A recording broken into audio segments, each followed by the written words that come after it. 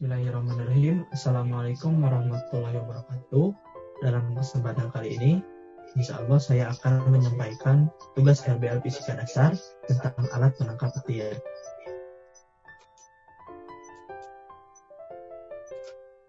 Ini merupakan profil pembuat dari proyek ini.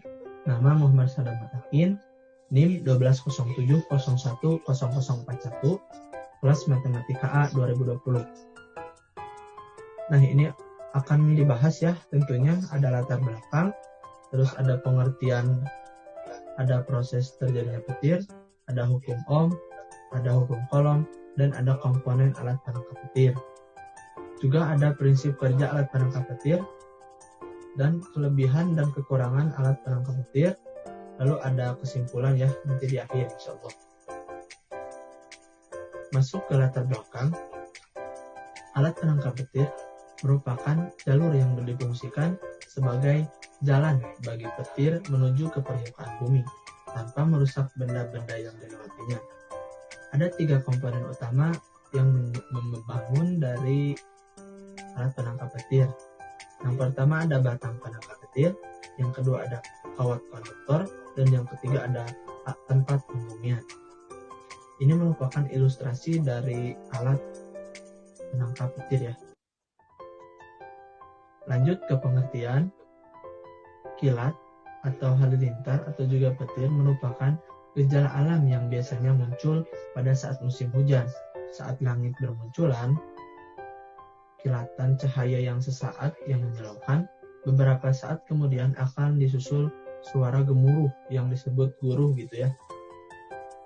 Perbedaan waktu kemunculan ini menyebabkan adanya perbedaan antara kecepatan suara dan kecepatan cahaya. Ini merupakan ilustrasi terjadinya petir atau halilintar ya. Lalu proses terjadinya penangkap petir pada saat musim hujan, keadaan udara mengandung kadar air yang lebih tinggi yang dapat membuat daya isolasinya turun sehingga arus atau muatan listrik lebih mudah untuk mengalir. Petir terjadi ketika elektron di bawah awan tertarik di proton di daratan, dan elektron merupakan bermuatan negatif dan proton bermuatan positif. Ketika petir terjadi, aliran muatan negatif atau elektron mengalir menuju titik tertinggi, di mana muatan positif atau proton telah berkerumun karena adanya tarikan petir tersebut. Koneksi antara elektron dan proton terjadi dengan begitu cepat sehingga menyebabkan sambaran petir. Lanjut, ini merupakan ilustrasi terjadinya sambaran petir di mana awan ini mengandung elektron atau yang bermuatan negatif, dan di permukaan bumi ini seperti gedung-gedung dan pohon ini bermuatan positif yang nantinya akan timbul gaya tarik menarik antara muatan tersebut dan terjadilah sambaran petir. Dan ini alat yang ada di mana ini merupakan batang alat penangkap petir, dan ada seperti paku ini tuh yang ditancapkan nanti di permukaan bumi, dan ada kawat konduktor yang nanti akan dipasang di dinding rumah gitu dengan menggunakan lapisan atau paralon supaya tidak terjadi percikan api ya yang akan membakar rumah. Dan ini merupakan contoh rumah ya yang memakai alat penangkap petir. Nah, batang penangkap petirnya pasti ya dipasangnya di atap rumah gitu, di paling atas. Lalu kawat konduktornya dipasang di tempel di dinding, dan seperti paku ini ditancapkan ke dalam tanah ya tentunya.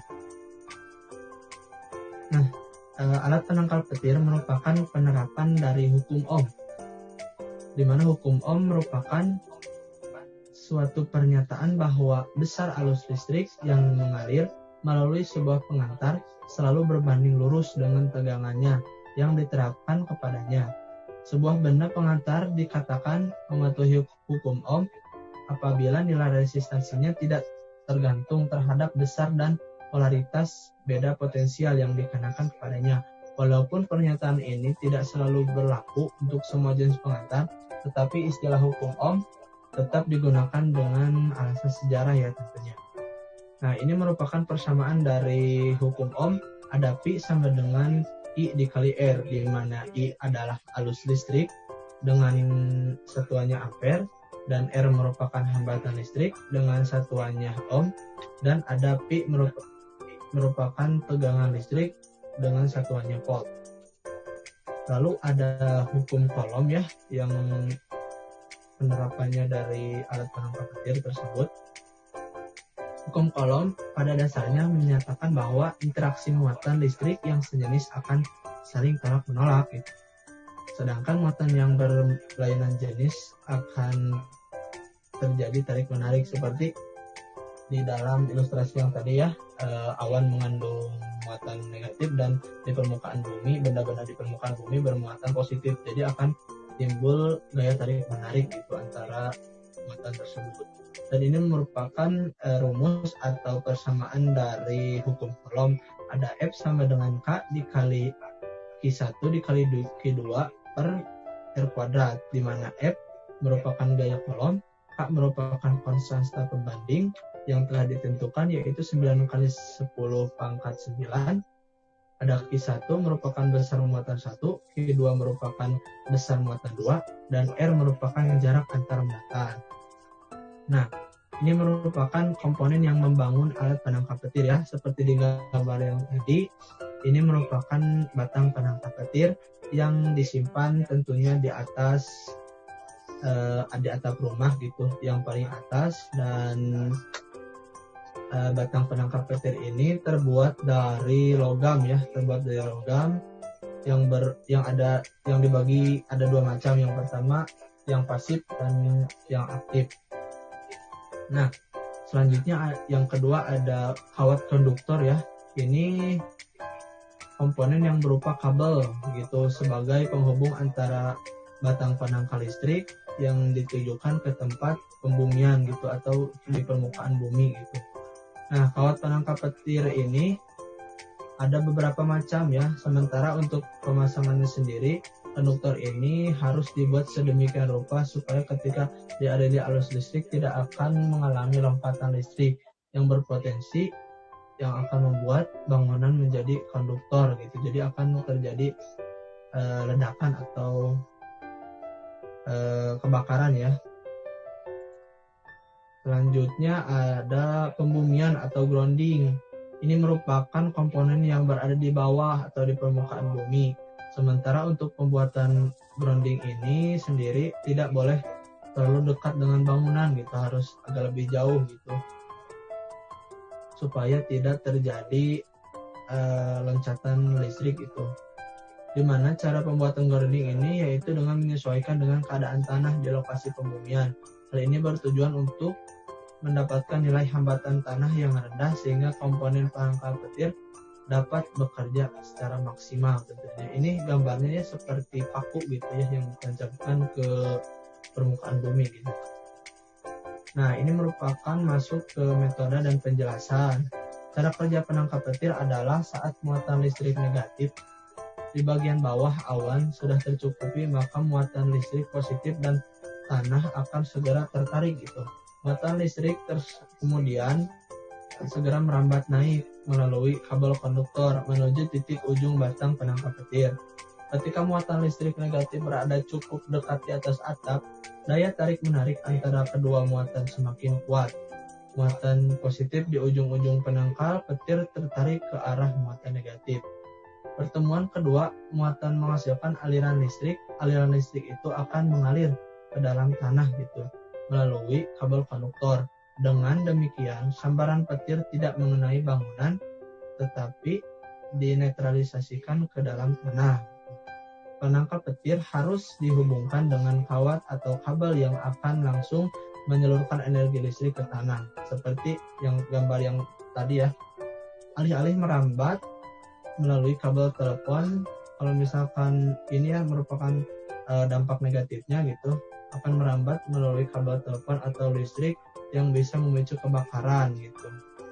Biasanya kalau di sini juga kalau misalkan ada hujan besar dan disertai petir ya, biasanya TV atau handphone teh harus dimatiin gitu supaya tidak terjadi